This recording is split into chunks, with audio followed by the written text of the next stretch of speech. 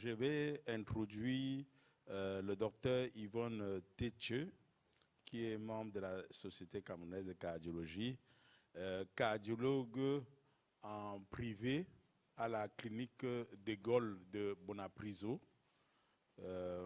Donc, elle va continuer à introduire le prochain orateur.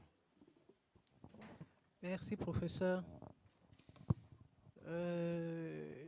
Je vais dire merci à la Société camerounaise de cardiologie de nous avoir associés, qu'on soit en présentiel en tant que cardiologue privé à cet événement qui nous permet d'apprendre davantage. Donc, je vais ainsi introduire je ne sais pas si c'est Madame Juliette Metogo qui va nous présenter le bilan d'opérabilité du patient valvulaire. Merci Madame la modératrice de nous passer la parole. Tout d'abord, nous tenons à présenter nos sincères excuses de la part de notre maître, le docteur Metogo, qui, pour des raisons indépendantes de sa volonté, n'a pu être là ce matin. Cependant, il réitère ses sincères remerciements et sa profonde gratitude à l'endroit de la SCC et de ses maîtres pour l'honneur qui lui a été fait en l'associant à cette illustre rencontre scientifique.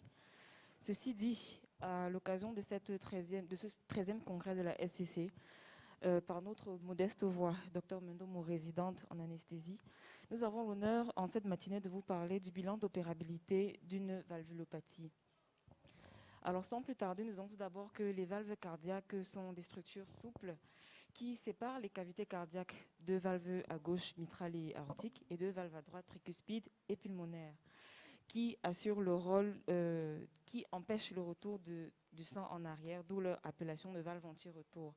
Les valvulopathies sont de plusieurs ordres, pouvant être soit un rétrécissement, soit une insuffisance. Une atteinte valvulaire peut se manifester par différents symptômes, mais elle peut également ne pas en avoir et être découverte de manière fortuite dans un contexte soit de troubles du rythme ou même de difficultés respiratoires. Devant une valvulopathie, l'examen physique passe par l'auscultation, dans certains cas qui permet de déceler un souffle cardiaque. Et à ce moment, des examens complémentaires permettront d'en préciser le diagnostic. Les valvulopathies évoluent souvent vers une dilatation auriculaire ou ventriculaire et même vers un épaississement pariétal responsable d'une augmentation du volume du travail du myocarde pouvant aboutir à une insuffisance cardiaque. Ainsi, leur traitement peut être soit médical, soit chirurgical par remplacement de la valve défaillante. Les indications ici de remplacement valvulaire sont nombreuses et regroupent non seulement les insuffisances valvulaires symptomatiques ou non, et même les rétrécissements valvulaires serrés ou symptomatiques. L'analyse d'une valvulopathie passe par une batterie d'examens tel qu'il a été décrit dans la précédente présentation, notamment avec échographie transthoracique, transœsophagienne, l'évaluation de la fraction d'éjection ventriculaire gauche, et même l'évaluation des tares coexistantes à travers, par exemple, la réalisation des épreuves fonctionnelles respiratoires ou même un scanner cérébral devant un AVC ou un AIT.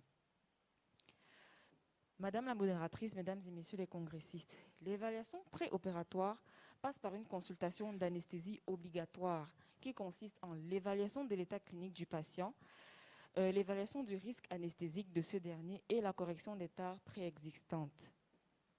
Cette consultation va avoir pour principe d'identifier le patient, de reprendre succinctement l'histoire de la maladie, de faire une revue systémique correcte, de rechercher les antécédents, d'examiner minutieusement le patient, évaluer ses critères d'intubabilité à l'aide de la classification de Mallampati ci-contre, qui va des classes 1 à 4, comme présenté sur la figure ci-contre.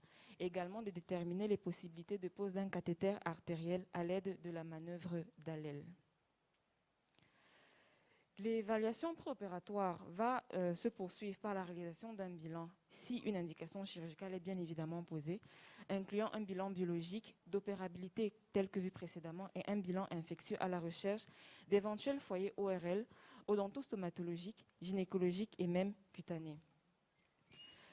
Alors, le bilan biologique comprendra un profil hématologique à travers un bilan de coagulation, groupage sanguin rhésus, la recherche des agglutinines irrégulières datant de moins de 21 jours et bien évidemment une numération avec taux de plaquettes, un profil biochimique à travers l'unogramme sanguin complet, hémoglobine glyquée, fonction rénale, hépatique, les enzymes cardiaques, une gazométrie, les sérologies HIV et hépatiques telles que décrites précédemment et bien évidemment un bilan bactériologique afin d'éliminer tout foyer infectieux.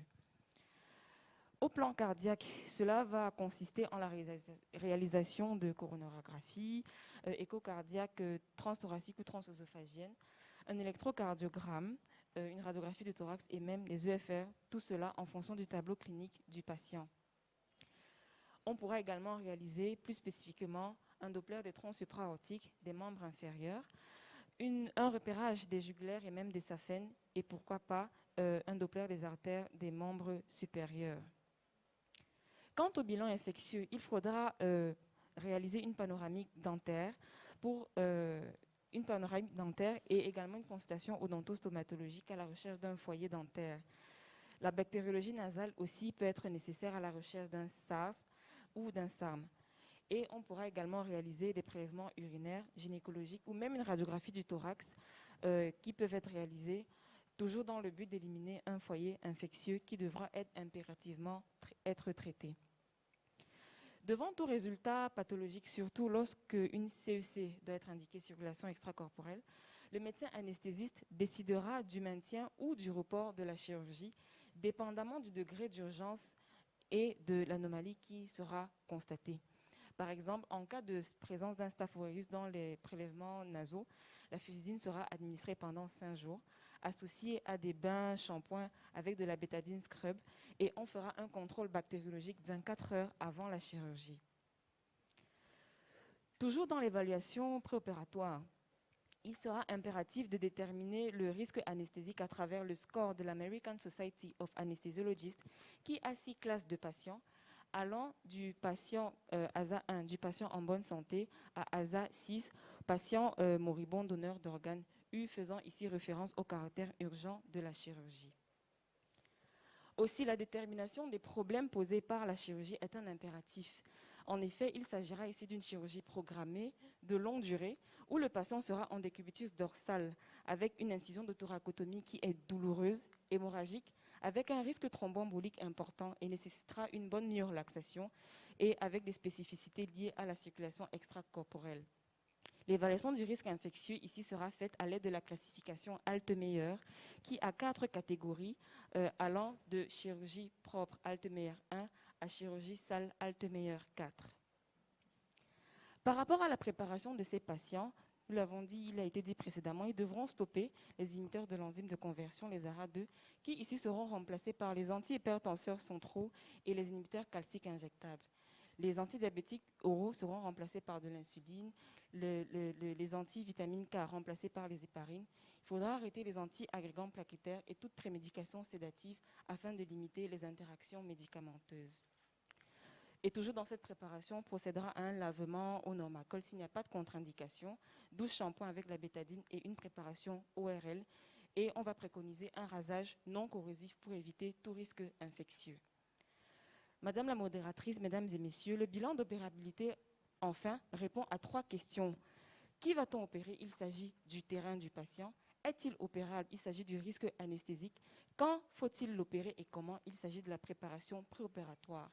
À la fin de ce processus, le patient entrera 48 heures avant la chirurgie et après le bloc, il fera un séjour en réanimation où il bénéficiera d'une oxygénothérapie, aura un cathétérisme artériel, sonde urinaire des drains et au bout de 2 jours, il sera progressivement déséquipé en l'absence de toute complication. Ensuite, il sortira et rejoindra un centre de rééducation cardiaque dont le séjour dépendra de la valve qui a été remplacée. Sur ce, nous vous remercions. Alors, merci pour votre brillante exposé.